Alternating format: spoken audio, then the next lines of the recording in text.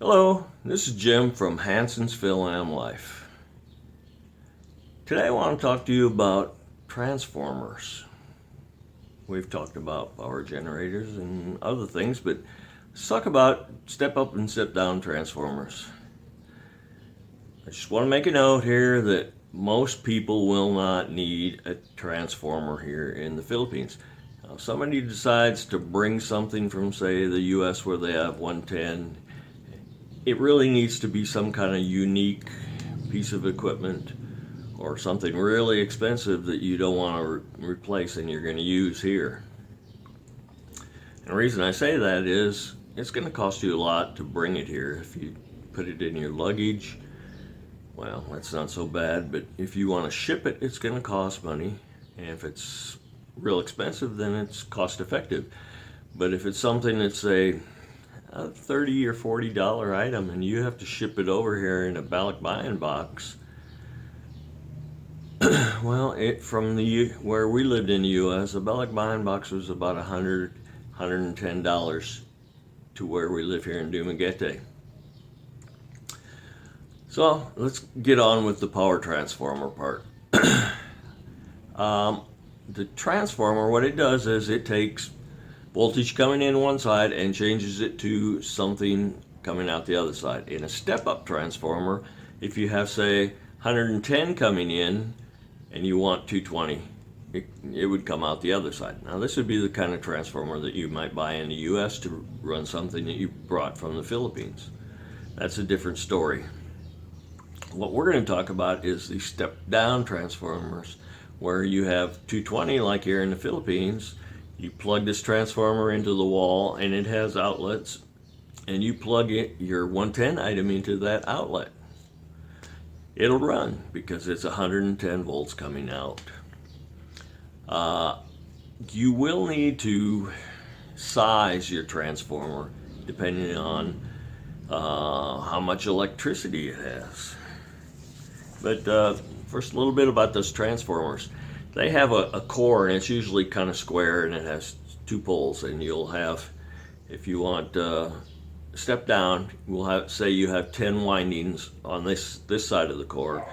You would have 5 on this side, so the 220 coming in this side would come out 110 this side, half as many windings. So that's how the transformer kind of works. If you want something more technical, you can research it. Now, as far as the items that might run off of that transformer, our refrigerator here is not too big. It's about 4 feet tall, and it's 100 watts. But now, if you wanted to have something like, say, a power drill, I looked at some down at Handyman, and they had a power drill. It's a DeWalt power drill, and it was, what is this, 1,000 watts? Yeah, it was 1,000 watts. And I looked at a DeWalt power saw, and it was 2,500 watts. So now, and that power drill was 5,000 pesos, which would be about $100 for a DeWalt here in the Philippines. Is it cost effective for you? Maybe, maybe not. So now let's talk about the cost of those transformers. They have two kinds of transformers. They're just the regular step down, step up transformer, and they run different prices. I found a 150 watt transformer at Handyman that was 1,760 pesos for 150 watt. Well, they had a 500 watt that was 2,350, and a 1,000 watt that was 4,070. They did have some bigger ones. They had an Akari. It was an automatic voltage regulator, which is the second type. They also step down, but they also regulate the voltage to within whatever you have it set for. They usually have a little adjustment, or some of them will just say, it regulates it to this voltage so it stays within that range for safety so it doesn't surge or sag. They had a 2500, a 2000 watt that was 6,799, so 6,800 pesos, and that's like $120. So transformers are not cheap. They have bigger ones, and they're going to be a lot bigger price. So you have to look at your devices, and they should have a label on it and say how many watts it is, or it may say volt amps, which is kind of basically the same thing as watts, because watts is your current times your voltage. Current would be how many amps, and your voltage is, well, if it's 110 and you have 10 amps, then it's 1200 watts. A typical hair dryer in the U.S. is about 1500 watts. So now you're going to get into bigger transformers. So you may not want to do it.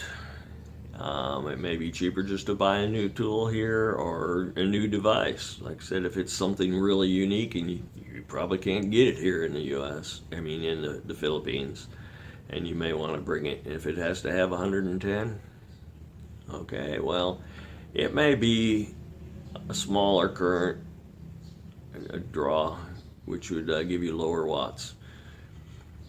So I know this was kind of quick and dirty, as they say, and I will show you some pictures of some transformers, and I have a picture of how the transformer works with the coils, and they will be in the video here. And I hope this is informative and maybe answers some questions. And I realize it's not going to matter to most people because they aren't going to need it. They didn't bring something from the U.S. Everything that we brought from the U.S., like laptops and other electronic devices, they usually have a little power block, maybe different size, or it's built in, but they will convert it depending on what you plug it into there, either 110 or 220. Laptops have that ability, and most modern electronic devices have that because they don't draw a lot of current, and they can put that little transformer in there. So that's it for today. I hope it was informative, and I hope to see you in the next video. Thank you very much.